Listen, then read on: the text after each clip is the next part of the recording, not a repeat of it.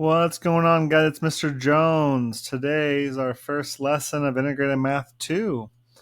So the very first lesson today is going to be about exponent rules. You're going to want to put these rules in your comp book. Like all the other notes we take, that's exactly where they're going to go. So make sure that you get your comp books out. Make sure you can also pause and rewind and do all that good stuff with these videos, so take advantage of that. All right, for all these rules, you need to assume a few things. You need to assume that A and B are non-zero numbers, so they can't equal 0. That's the main rule. And then M and N are any number, any integer. So with that being said, let's go ahead and get started. The very first rule is the zero property of exponent. So it's just saying if you plug in any number for B and take it to the 0 power, the answer is always 1. So an example of that is, if I say 10 to the 0th power, guess what that equals? 1. Or if I say 4 to the 0th power, guess what that equals? 1. So any value of B can be any value, and so the answer is always 1. That's a pretty simple one. All right, number 2, a number example. We're going to say this is the negative property of exponent. So this is just saying that if you have a negative exponent, then you're going to flip it and turn it into a fraction. And it's in reverse also, but I'll give you both examples. Let's say that we have 3 to the power of negative 2. That's going to be the same thing as saying 1 over 3 to the positive 2. So all we did was make the exponent positive and flip the position. Because really, in the rule, there's really an invisible 1 here. And there's really an invisible 1 here. So it's basically just saying, if you were on the bottom, see if my mouse will work for us here. See over here. If you were on the top of the fraction negative, now you go to the bottom of the fraction as a positive. And same thing over here. If you were on the bottom of the fraction, but you were negative, now you're on the top of the fraction, and you're positive. So there's that example. Or you can do it the other way, where it was already a fraction. So you can say, I don't know, 4 to the negative 6th power, and that's going to equal 4 to the positive 6th power. So we just change positions. All right, there's that rule. Next rule is the product property of exponents. This is just basically saying that if you multiply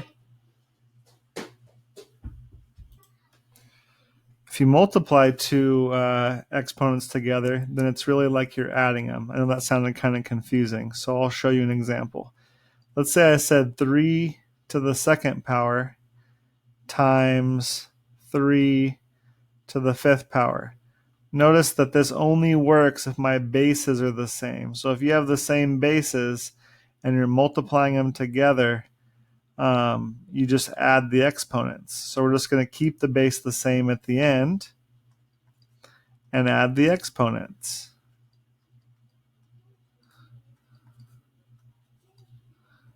And there we go. So 3 to the 2nd times 3 to the 5th, that's the same thing as saying 3 to the 2 plus 5. We added the 2 exponents, and we got 7. So that's what it's saying. All right, the next one, let's see what color we'll use now. I guess green or purple. Let's use purple.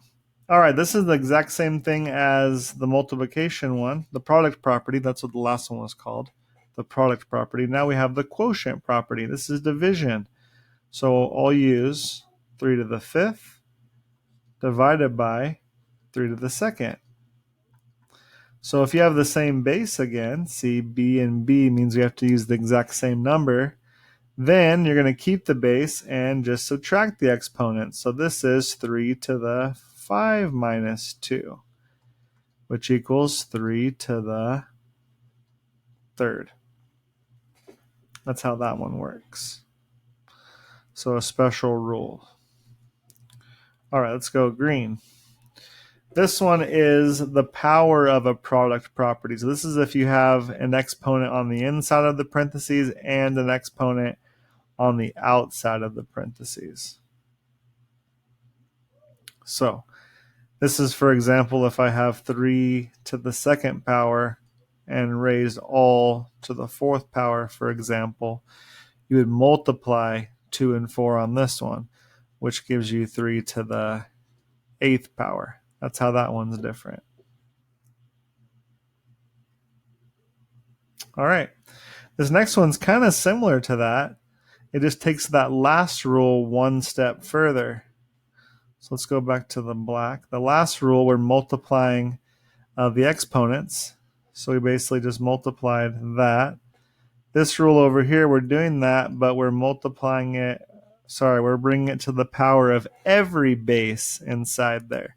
So this one up here only had one base. This one has two different bases.